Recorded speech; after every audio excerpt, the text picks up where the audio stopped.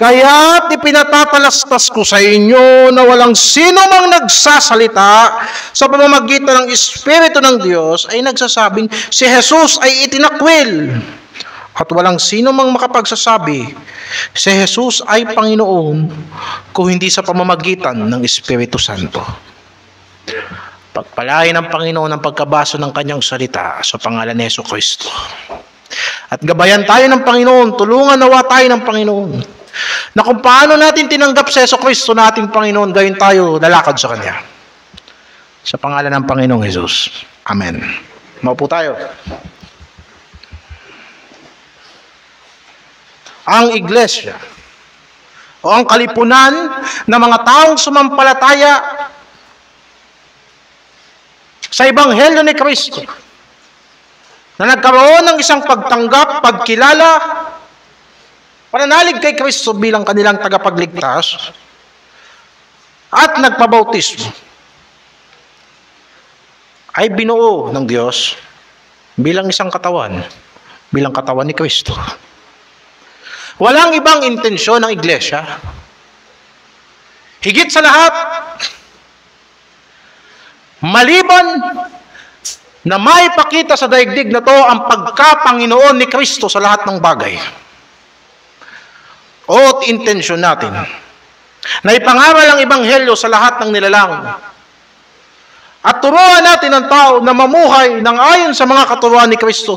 Pero hindi yan mangyayari kung ang iglesia ay lumayo doon sa ulo sa pagkapanginoon ni Kristo. Ang simbahan ay lugar kung saan si Jesucristo ay kinikilala bilang Panginoon at tagapagligtas. Kung kaya nga't sinabi ni Apostol Pablo sa ating mga pagbitinuloy natin doon sa talatang 5, sa iglesia may iba't iba ng pagmiministeryo, iba't iba ng pangangasiwa, subalit palaging ipinapaalala, iisa lang ang ating Panginoon. Walang ibang Panginoon. Si Jesucristo lang ang ating Panginoon. Hindi tayo pinag-iba-iba sapagkat iba-iba ang ating paglilingkod. Maaaring iba-iba tayo ng paglilingkod. Maaaring iba-iba tayo ng taas o baba ng pananampalataya. Maaaring ang iba sa inyo makitid ang pag-iisip, o maaaring ang iba sa inyo ay malawak ang pag-iisip. Ang iba naman maliit ang puso, ang iba naman malaki ang puso. Gaano man ang kahinaan o kalakasan, ang katalinuhan o katangahan ng Kristiyano, iisa lang ang ating Panginoon. Na sa mga malalakas, si Jesucristo ang nagbigay sa inyo ng kalakasan. At kayong mga mahihina at mga napapagod na, hindi ba't sinabi ng Panginoon sa inyo na lumapit kayo sa Kanya? Sapagkat bibigyan niya kayo ng kapahingahan. Subalit paano ka? Paano ka magkakaroon ng kapahingahan kay Kristo? Palaging sinasabi sa banal na kasulatan, at matuto kayo sa akin. Matuto tayo kay Kristo. Ngayon, pupunta ka sa iglesia. Anong itinuturo sa iglesia? Nasusundan niyo ba yung mga talatang sinasabi ko? Kasi palagi kong pinapangaral sa inyo. Anong itinuturo sa iglesia? Turuan ninyo silang sumunod sa lahat ng pinag-uutos ko, sabi ni Kristo. Ngayon, bakit naman natin susundin si Kristo? Pumunta ka sa Mateo 28, 18 hanggang 20, nakasulat, sapagkat sinabi ng ating Panginoong Jesucristo, ang lahat ng kapamahalaan ay ibinigay sa Kanya sa langit at sa lupa. Mga kapatid, ang daigdigmang ito ay tumatakbo ayon sa sistema ni Satanas. Palibhasa ay mga binulag sila sa kanilang mga pag-iisip at ang kanilang mga puso ay pinatigas ng mga pandaraya ng kasalanan. Subalit si Jesucristo ang Panginoon ng langit at lupa. At hindi yan nakikita ng sanlibutan. Sapagkat ang hinahanap ng sanlibutan ay karunungan sa daigdig na ito. Kalakasan sa daigdig na ito. kayamanan sa daigdig na to. At yun ang pangakit ng sanlibutan. Pita ng mata upang titigan mo ang kagandahan nito. Pita ng laman upang mamangha ka sa kalakasan ng sanlibutan. At kataasan ng isip, mga katalinuhang nagpapayabang upang kontrahin ng tao ang katalinuhan ng Diyos. Subalit ang mga bagay na yan ay hindi sa Diyos. Ang sinasabi ng Panginoon, huwag niyong mamahalin ang sanlibutan.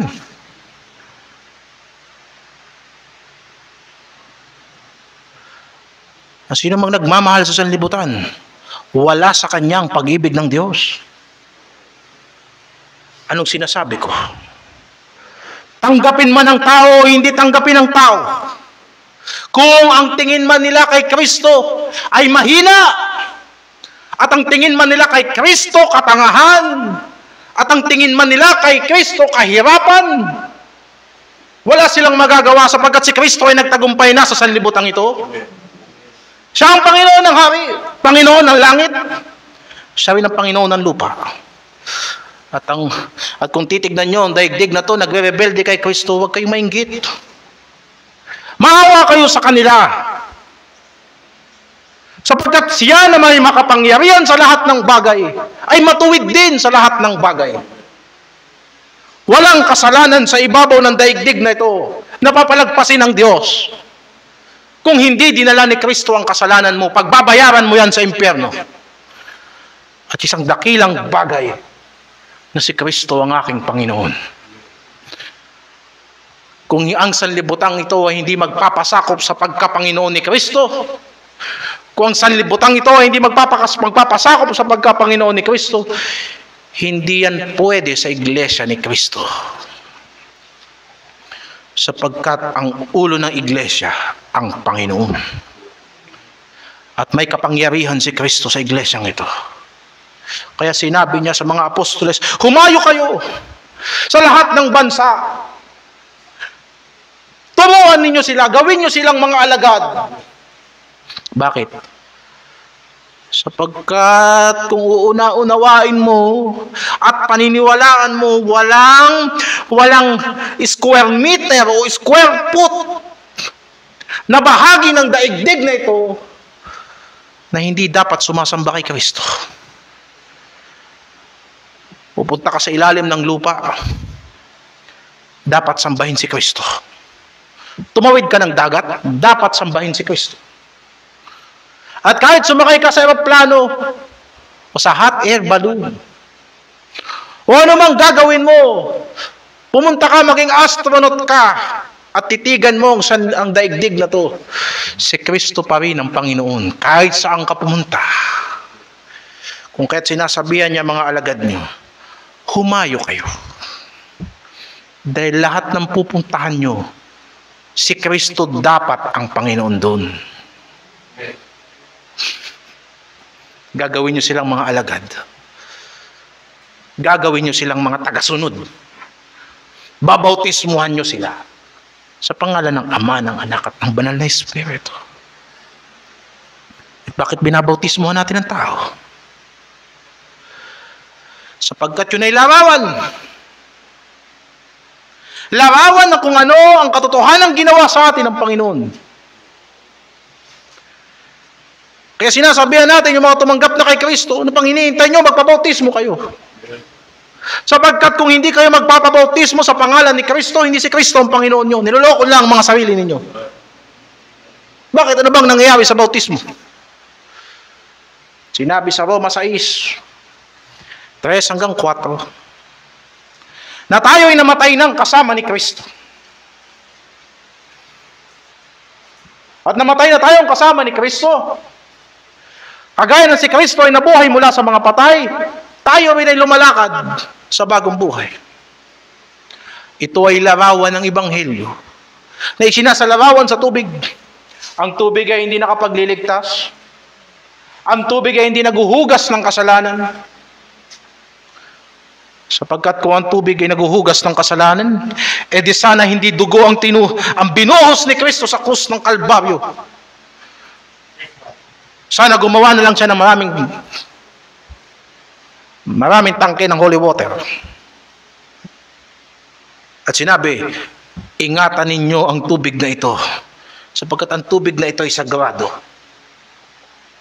At dalhin ninyo ito sa lahat ng dulon-dulo ng daigdig at buhusan ninyo o ilubog ninyo.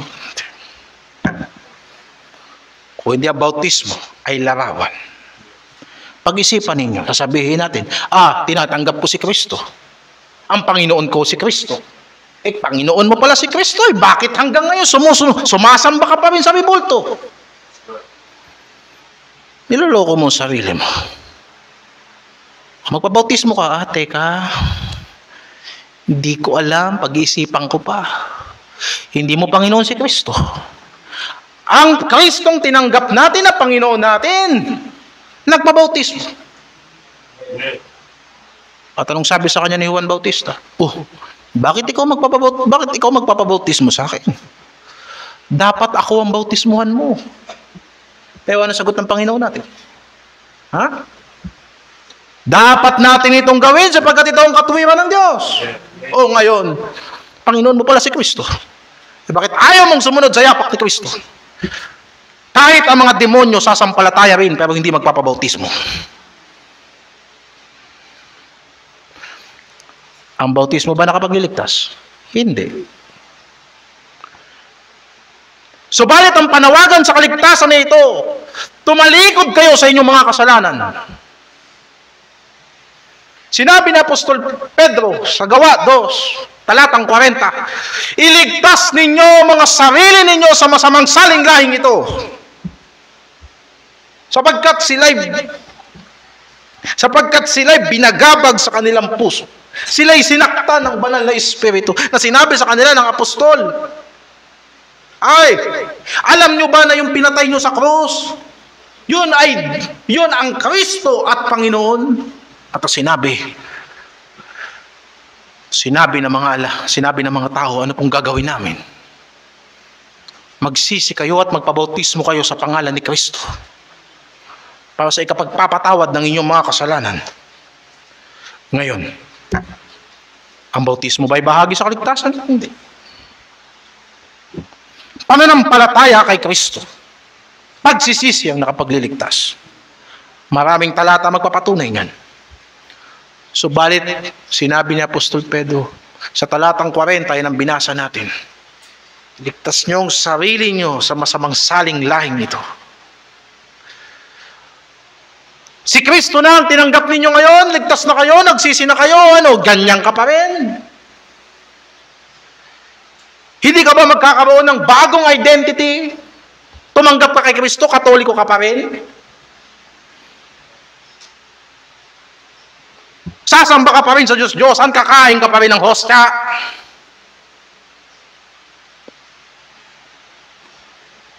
Tinanggap mo si Kristo? Doon ka pa rin sa simbahan na okay lang kahit hindi seryosong Kristiyano? Sinong niloko nyo? Tatanggap-tanggap kayo kay Kristo?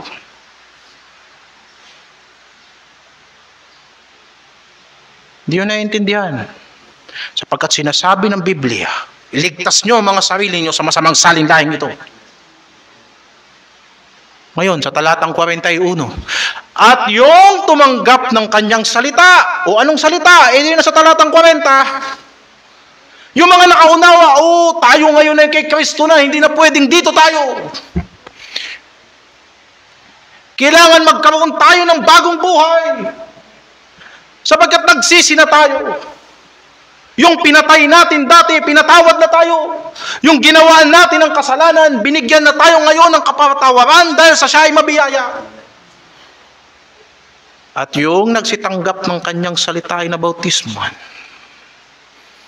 Kaya nagpapabautismo ang tao sapagkat nauunawaan niya, tapos na ako sa dati kong buhay. Ako ngayon kay Kristo. At siya naman ay sa akin. Hindi lamang para sa ngayon, kung hindi magpasawalang hanggan. Hindi ba kanta yan? Now I belong to Jesus. Jesus belongs to me. Not for the years of time alone, but for eternity. Kaya nagpapabautismo ang tao.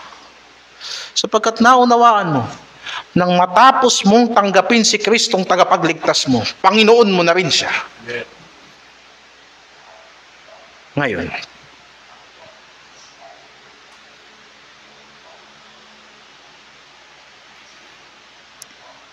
ang iglesia ay lugar na kung saan ang mga bahagi nito ay walang ibang kinikilalang Panginoon maliban kay Kristo. At ipinakikita natin ito sa pangangaral ng salita ni Kristo. At sa pagtupad natin ng mga salitang ipinangangaral sa atin. Ngayon, alam niyo yung mga bagay na yan. Sa palagay ko, kailangan natin bigyan ng dahilan. Bakit si Kristo Panginoon? Naunawaan ninyo yan. Magtanong kayo sa kahit kaninong relihiyosong tao. Alam nila si Kristo Panginoon. Pero bakit Panginoon mo dapat si Kristo? Bakit wala dapat ibang confession maliban that Jesus Christ is Lord? Bakit? Pupunta tayo sa Pilipos 2.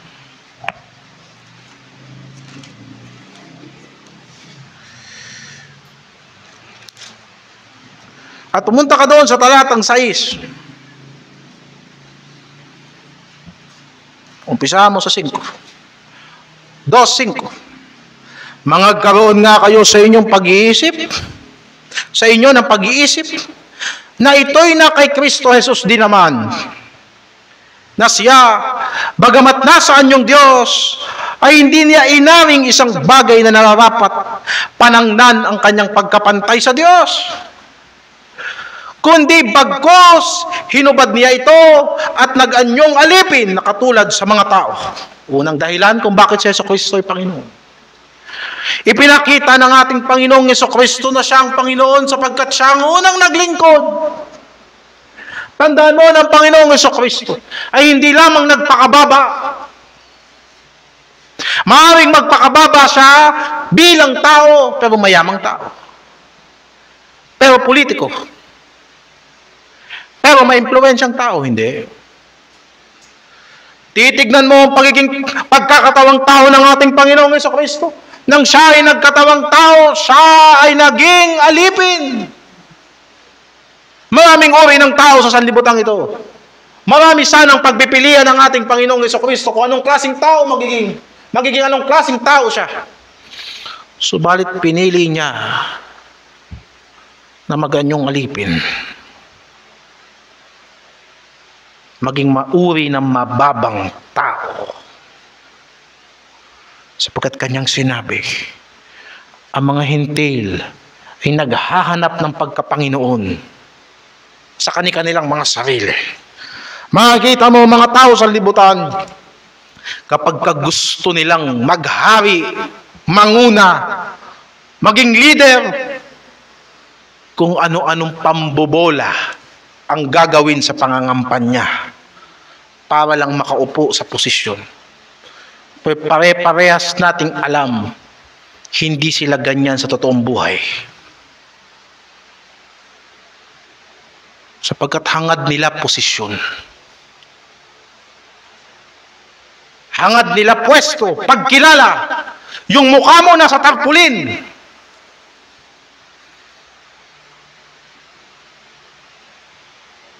Yun ang gusto ng tao sa sanlibutan. Malalaman mo lang na matulungin pala yun. Nung kumandidato na, matulungin pala yan. Hindi ko naman alam. Kapitbahay ko yan.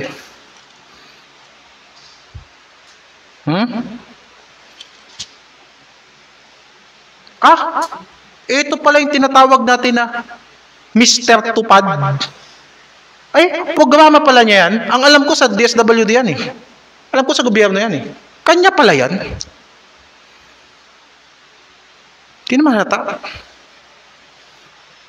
Gagawin ng tao ang kanyang sarili, pababangahon niya. Mailagay niya lang sa pwesto. Pero pare-parehas nating alam, naglolokohan lang tayo. Ganyan ang mga tao sa sanlibutan. Ang maghangad na maglingkod sa kapwa ay hindi masama. Yan ay marangal na bagay. Pero kung iisipin mo na kailangan mo ng pagkilala para maglingkod sa kapwa, nagkakamali ka. Sapagkat ng ating Panginoong Jesucristo ay bumaba sa daigdig na to. Hindi na una ang pagkilala ng tao bago sa paglingkod. Kung hindi, pinupuri natin siya ngayon sapagkat siya yung unang naglingkod. Ang tunay na paglingkod ay paglingkod ng hindi mo iisipin kung kikilalanin ka ng tao.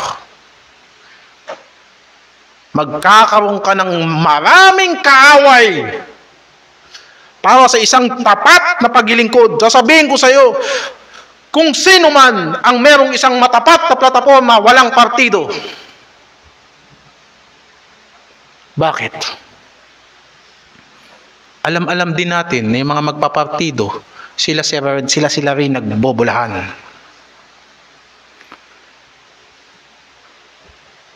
Sa lahat ng bagay, alam mo na yung paniniwala mo, hindi ka parehas ng kasama mo. At alam mo na yung paniniwala niya, hindi rin parehas mo, ba't nagsama-sama sila? Para sa partido. Pero kung pag-uusapan natin dito, prinsipyo, hindi pera, walang tatalo sa ating Panginoong Jesucristo. Diba? Walang naipatayong basketball court ang ating Panginoong Jesucristo. Walang naipalagay na tarpaulin. Bagkus isang karpintero. Walang kumikilala. Walang kumikilala na siyang tagapagligtas. Hindi sasabihin ng mga tao, di ba kilala natin yan? Kilala ko yun eh. Anak ni Jose yan eh. Ni Maria, di ba? Ito yung mga kapatid kasama natin. At sila'y natisod sa kanya. Kasi sinabi ng Panginoon sa kanyang mga alagad. Mateo 20:28, gayon din naman ang anak ng tao ay hindi naparito upang paglingkuran, kundi upang maglingkod.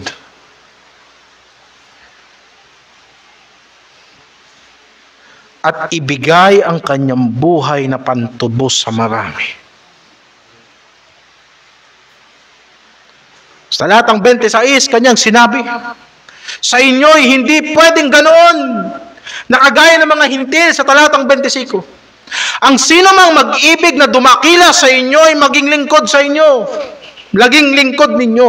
At sino mang mag-ibig na maging una sa inyo ay magiging alipin ninyo.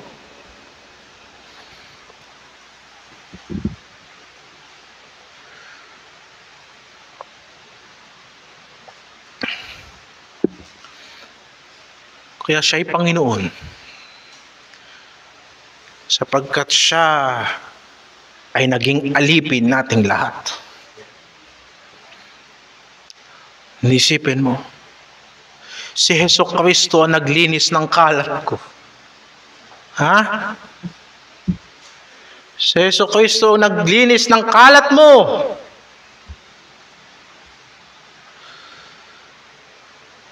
Yung karumihan natin sa harapan ng Diyos, na dapat kung sinong nakatapon siyang magmamap. Pero ang Diyos kasi ay malinis masyado. Kahit anong bura natin ng ating mga kalat, hindi natin mabura. Sapagkat ang sahig ng langit ay banal. Doon ka magkakalat sa langit, hindi ka tatagal doon. Kaya si Jesucristo ang naglinis ng mga kalat na hindi niya kinalat. Ha? Laba ng laba ang tao ng kanyang katwiran. Haharap ako sa Diyos. Kaya kailangan ng aking kasuotan ay malinis. At haharap ka sa Diyos, akala mo ang ganda-ganda ng iyong kasuotan, pero totoo, gusgusin ka sa harapan ng Diyos. Ibinigay ni Kristo yung damit niya para sa atin. At nilabahan niya ang ating mga panloob. magpapalondre ka. Hindi mo isasama yung mga panloob mo dun. Pero si Kristo, nilabahan niya tayo hanggang sa kaloob-looban. Hanggang doon sa punto na hindi na dapat makita ng ibang tao, pero nakikita ng Diyos. Sapagkat ang salita ng Diyos ay buhay at mabisa, higit na matalas sa pinagkahiw kaysa sa espada na dalawang talim, magkabilay talim, at higit na naglalagos sa pinaghiwalayan ng kaluluwa at ng espiritu, ang kasukasuan at ng mga utak sa buto. At ito'y nakakaalam ng iniisip at binabalak ng tao. Kung kaya't sa harapan ng Diyos, pag tinuloy mo sa talatang 13, lahat tayo ay hubad. At binabasa tayo ng salita ng Diyos. Kung hindi ang Panginoong Hesukristo ang naglagay sa atin ng katwiran hanggang sa kaibuturan ng ating mga kaluluwa, hindi tayo makakatayo sa harapan ng Diyos. Kaya nga si Kristo, hindi lang rosaryo yan. Hindi yan basta t-shirt. Hindi yan basta post sa Facebook. O kung talagang mahal mo si Jesus, type amen, share, like. Niloloko mo si Kristo mo. Niloloko mo si Kristo. Niloloko mo sarili mo. Sapagkat ang paglilingkod na ginagawa sa iyo ni Kristo, hindi lamang para sa katawang ito, kung hindi para sa iyong kaluluwa. Kaya siya ang Panginoon. Hindi mo lang siya Panginoon sapagkat binigyan ka niya ng bigas. Kahit politiko, kaya kang bigyan ng bigas. Kapasalamat ako sa Panginoon sapagkat ang mga miyembro kumakain sa simbahan, ang mga miyembro sa simbahan ay kumakain 3 beses isang araw. Minsan 5 pa. Minsan 6 pa. Sapagkat kaya nyo yan. Kaya nyo magtrabaho at pakainin nyo sarili nyo. Pero naranasan mo ba ang paglilingkod ni Kristo sa kaloob-looban ng iyong puso?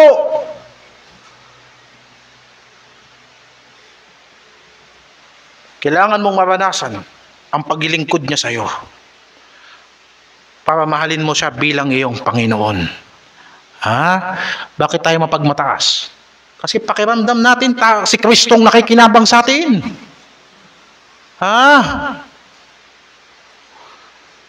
Ba't tayo mapagmataas? Para tayong si Pedro, uhugasan ko pa mo. Hindi, wag mo kuhugasan. Dapat akong maghugas sa iyo. Dapat ako ang tutulong sa ministry. Alam mo palang dapat tutulong ka sa ministry, di ka naman tumutulong eh. Enough of that talk. Pero pinaglilingkuran ka ni Kristo ngayon. Anong gagawin mo? Wag. Kakahiya eh.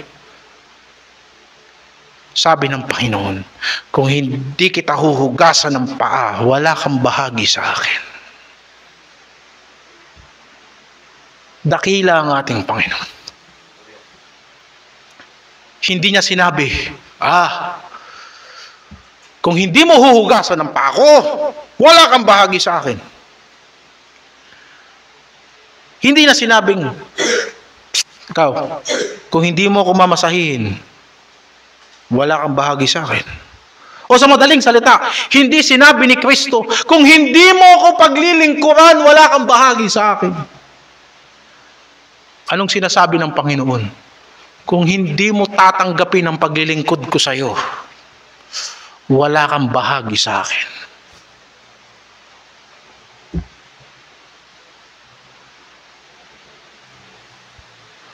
Kung hindi mo hahayaan ng Panginoon na ayusin ka, ituwid ka, hanggang sa pinaabot ng pinaghiwalayan ng kaluluwa at ng espiritu, wala kang bahagi sa Kanya.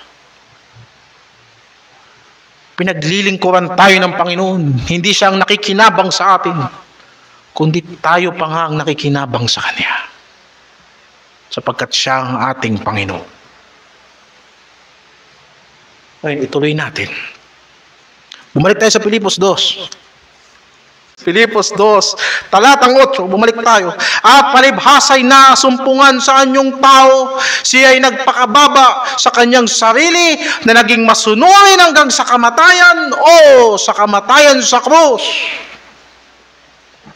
Nakita mo ba yan? Ginawa ng Diyos ang tao hindi para maging alipin. Anong sinabi ng Diyos kay Adan?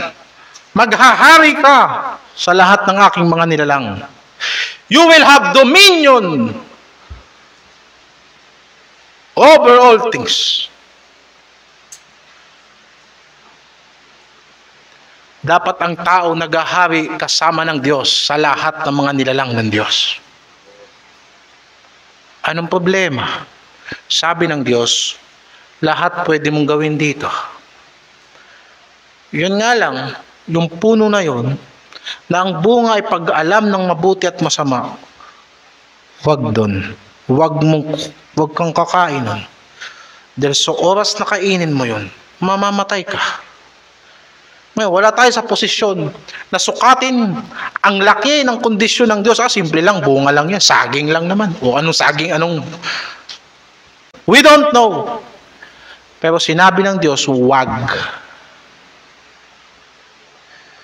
Sabi ng Diyos, sa oras na kainin mo yan, mamamatay ka. Ano nangyari? Sinuway ng unang tao ang kautusan ng Diyos. At dahil doon, sinabi ng banal na kasulatan, sa pagkakasala ng isa, lahat naging makasalanan. At pumasok ang kasalanan sa sanlibutan. At dahil sa ang lahat ay nagkasala, lahat ng tao mamamatay. Nasaan na yung pagiging hari ng tao kasama ng Diyos? Wala na. Pinalaya siya sa harapan ng Diyos. Pinalaya siya sa mabuting lugar ng hardin. Pinipilit ng tao sa pagkaalam niya ng mabuti at masama, mapabuti niya ang kanyang sarili.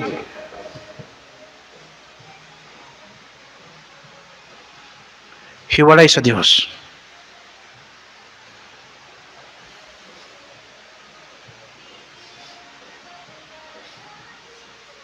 Sinisikap ng tao.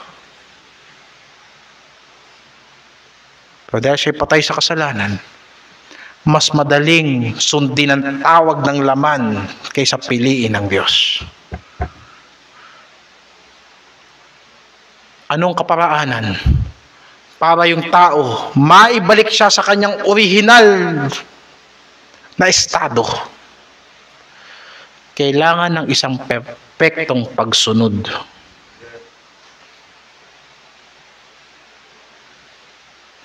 Kung sa pamamagitan ng pagsuway ng isa, naging mababa ang kalagayan ng lahat ng tao. Anong ginawa ni Kristo? Nang siya'y nagkatawang tao, siya ay naging masunurin.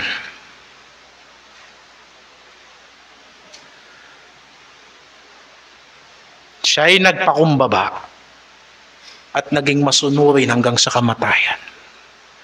Ang Panginoong Jesucristo ay Panginoon sapagkat siya lang ang tunay na nakasunod.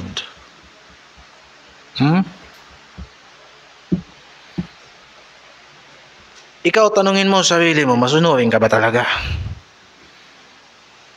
Tanungin ko sa sarili ko, masunurin ba ako?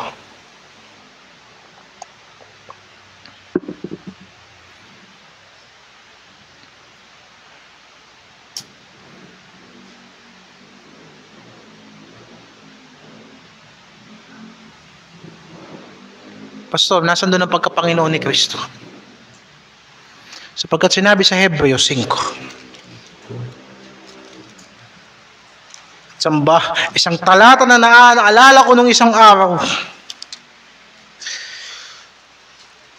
Sa isang sistemang gusto kong magreklamo, sa isang sistemang gusto kong magalit sapagkat yung mga taong dapat inaayos. Ang mga teacher namin sa school, walang sistema.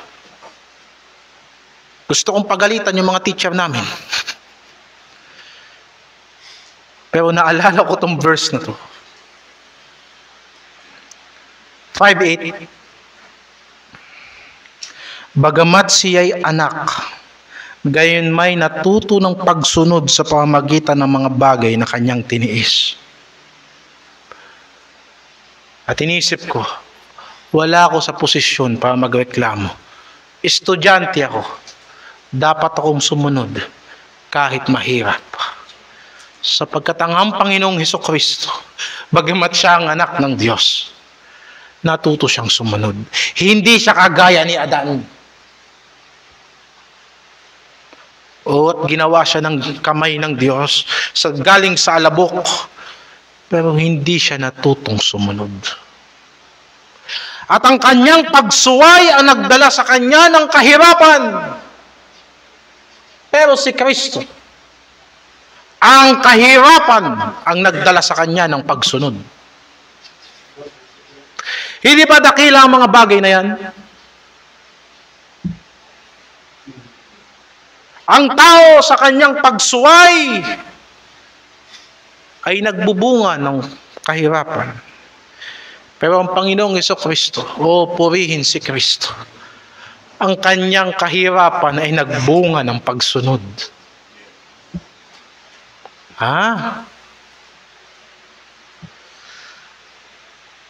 At nang siya'y mapaging sakdal, siya ang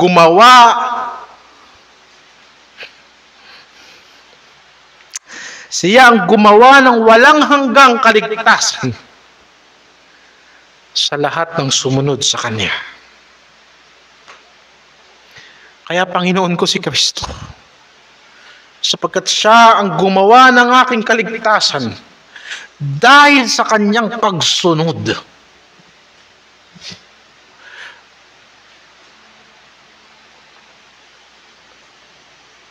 Hiwalay sa iyong pagpapasakop sa pagkapanginoon kay Kristo, wala kang buhay. Ipinakita sa Ebanghelyo kung anong sakripisyong ginawa ng Panginoong Hesukristo. Ewan ko kung sinong Kristiyano ang hindi siseryoso ng mga bagay na yan. Pupunta ang mga tao sa kapilya, anong siniseryoso nila?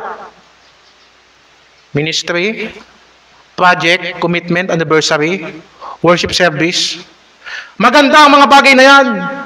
Pero pinapaalala ko sa inyo kung anong sentro ng ating pananampalataya. At ito yun, na tayo ay mga makasalanan sa harapan ng Diyos, naging matuwid lang tayo dahil sa kamatayan ni Kristo. Kung hindi yan sapat para magpasakop ka kay Kristo, ihanda mo ng sarili mo sa impyerno. Hindi sinasabi sa iyo ng Diyos na magpakabuti ka para maligtas.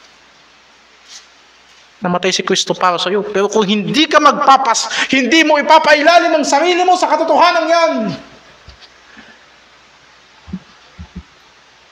na dinala ni Kristo ang ating mga kasalanan at binatawad na tayo at siya'y muling nabuhay mula sa mga patay at nakatayo sa kanan ng Diyos na namamagitan sa lahat ng mga pinawalang saya sa pananampalataya. Kung hindi sapat yan para magpasakop kay Kristo, anong sapat? Sa simbahan ito, anong mapapala nyo rito?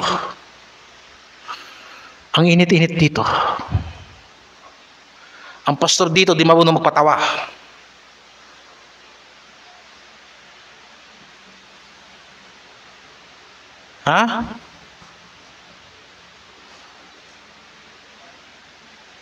Kung hindi si Kristo ang minamahal ninyo at sinasampalatayanan nyo, kung hindi sapat na magpabago ng inyong matitigas na puso ang kalambutan ng pag-ibig ng Diyos, anong magagawa ko sa inyo? At kung hindi sapat ang muling pagkabuhay ni Hesukristo mula sa mga patay, para magkaroon kayo ng bagong buhay kay Kristo, anong magagawa ko sa inyo? Wala. Sapagkat Panginoon si Kristo, sapagkat siya ang sumunod sa kalooban ng Diyos. Yung hinahanap ng Diyos na pagsunod sa atin, na hindi natin kayang gawing perpekto, ginawa ni Kristo. At yung pagsuway ng Diyos na pagsuway natin sa Diyos na yun ang nakikita ng Diyos araw-araw. At tinawag tayo mga anak ng pagsuway. Ibinilang niya kay Kristo. Naiintindihan mo mga bagay na yan?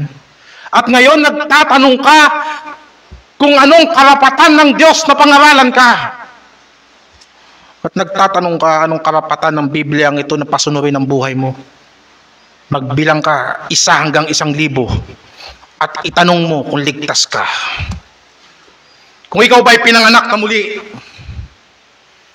Walang perfectong tao, alam ko yan. Tao tayo. Kaya nga ang salita ng Diyos na pundasyon natin ng pananampalataya ay salitang nagtutuwid sa atin.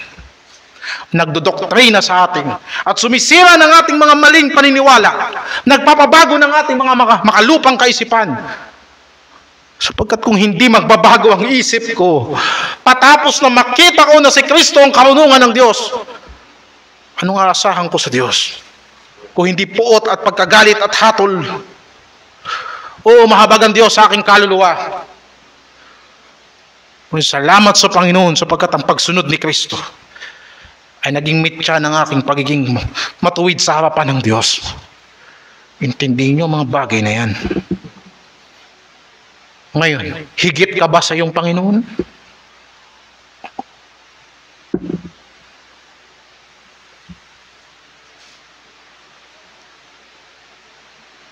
Sa huling panahon,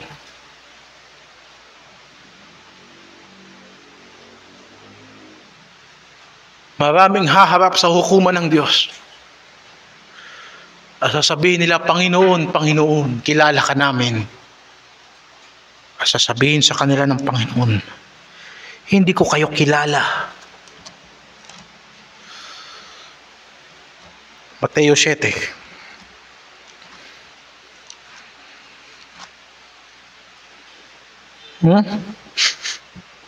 Talatang 22. 21. Hindi bawat na nagsasabi sa akin, Panginoon, Panginoon, ay ipapasok sa kaharian ng langit, kundi ang gumaganap ng kalooban ng aking Ama na nasa langit.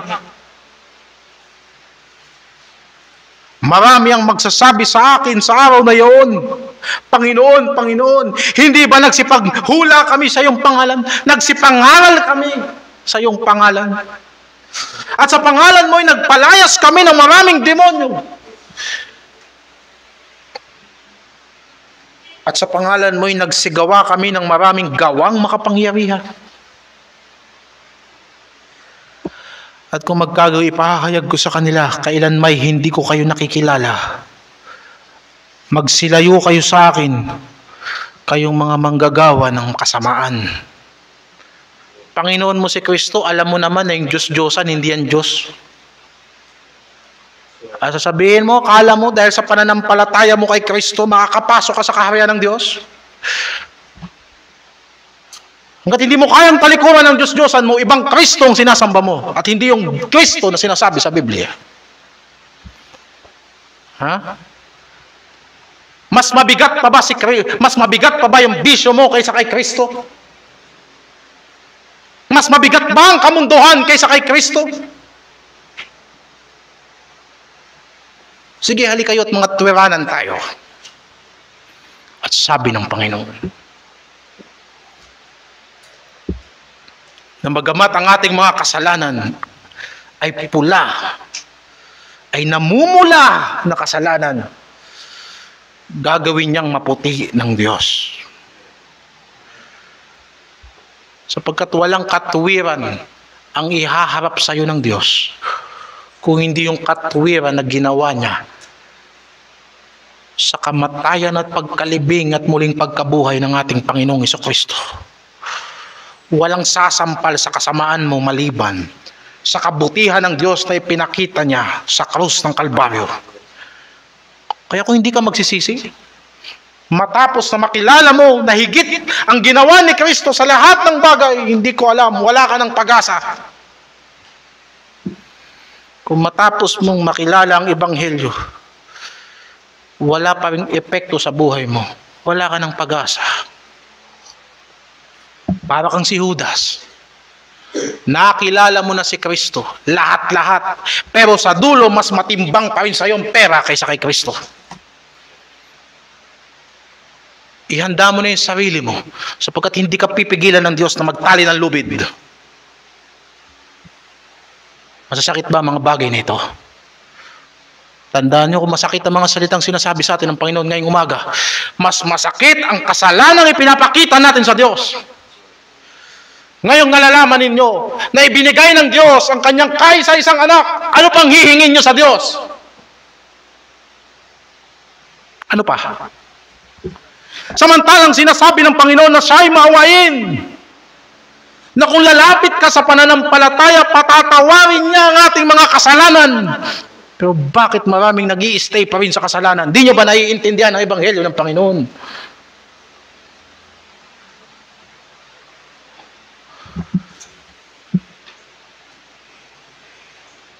Hindi ako nababurden sa tagal ng inyong paglago. Hindi.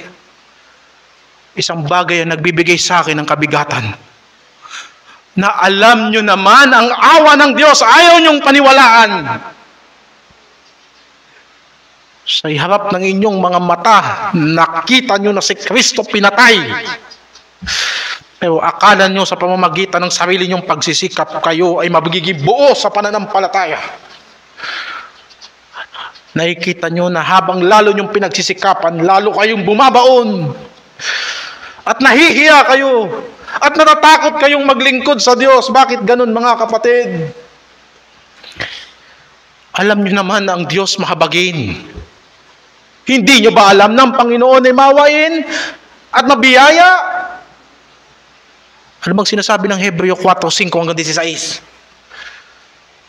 Siya'y tinukso na kagaya natin. Ha?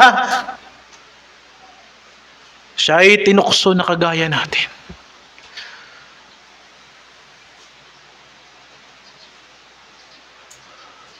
Subalit, hindi kagaya natin, si Kristo hindi nagkasala.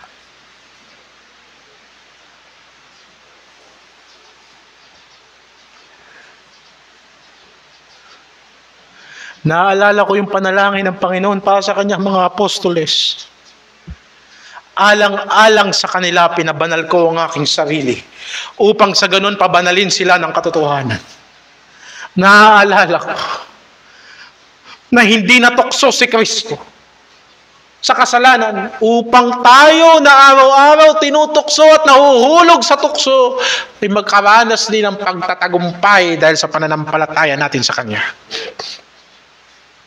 Kaya ito sinasabi ng talata, lumapit kayo ng may katapangan sa trono ng biyaya upang makatanggap kayo ng awa at tulong sa oras ng pangangailangan. Sinasabi sa inyo ng Panginoon yan, hindi nyo ba alam? Alam nyo yan. Pero ba't di kayo lumalapit sa Panginoon? Lumalapit kayo sa Panginoon pag malapit na kayong mamatay? Kung kailan hirap na kayo at wala na kayong remedyo, tsaka pa kayo lalapit sa Panginoon, nakatigil nyo na yung mga kayabangan ninyo. So umpisa pa lang, lumapit ka na kay Kristo. Ngayon, susumbatan ka ba ng Diyos? Hindi. Kung pagwiwikaan ka niya, tama lamang sapagkat siya'y Panginoon mo. Tama ba sa isang boss na mahiya sa kanyang empleyado kung ang kanyang empleyado nagkakamali at yun naman may kinalaman sa trabaho?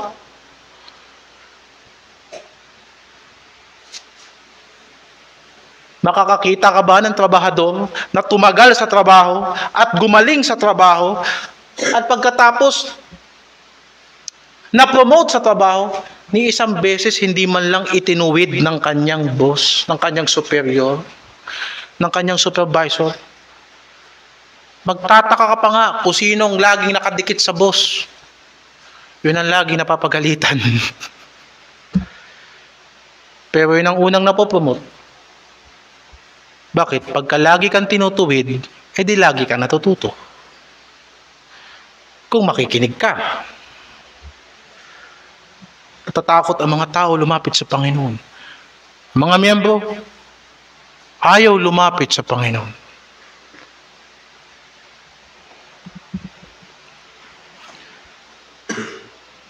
Ayaw makipasok sa fellowship. Ninahihiya manghingi ng prayer request sa kapatid.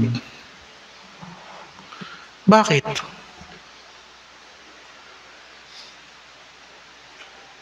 Pinaalala ko sa inyo ang mga implikasyon nito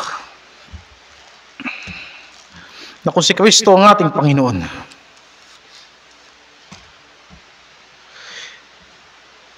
hindi lamang natin siya pinaglilingkuran, kundi siya ang buhay natin. Colosas 2:6-7. Kung paano ninyong tinanggap si Kristo na inyong Panginoon, lumakad kayo sa Kanya. At kung paano mo ginawang Panginoon si Kristo, dapat dun ka lumago.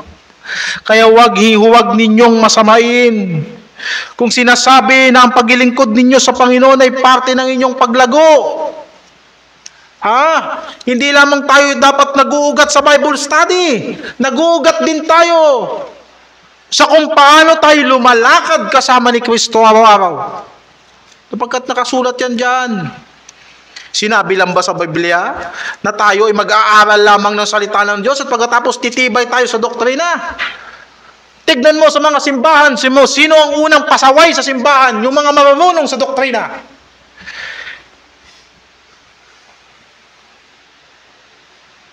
Magpapasakit ba sa simbahan yung mga taong lumalakad talaga na kasama ni Kristo araw-araw?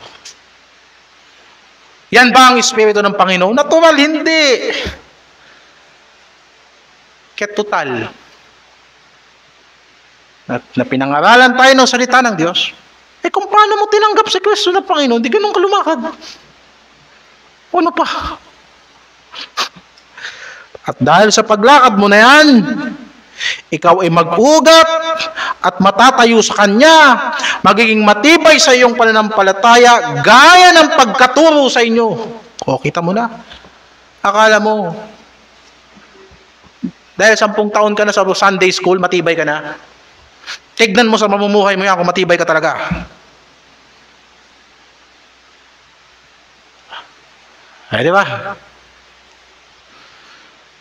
Kaya di baling kakaunti lang ang alam mo. Saglit ka palang miyembro dito. Pero lahat ng pinapakinggan mo ay nilalakaran mo. Kikita mo ang iyong pagtibay. May kasamang pag-uugat. Yun ang kahalagahan ng iglesia. Sa panahon na kahit saan, pwede kang matuto ng salita ng Diyos. Pero tandaan mo, may lugar na kung saan mo i-apply ang salita ng Diyos. Yan ang kaibahan ng mga Baptist. Sa dami ng mga nangangaral, sapagkat naniniwala pa rin tayo sa locality ng local church. Maaaring nangangaral ang mga Pentecostal ng saved by grace through faith. Pero ang iglesia ng Panginoon ay mahigpit sa church discipline. Bihira. Magkakapatid tayo sa Panginoon. Ayaw natin ng disiplina ni Kristo. Bakit? Kasi ikaw din magkakaproblema. Tagal-tagal mo na ng Kristiyano, ang problema pa rin ngayon, pakikisama sa kapatid. Ano ka? Saan mo nilagay ang mga aral mo? Sa paa?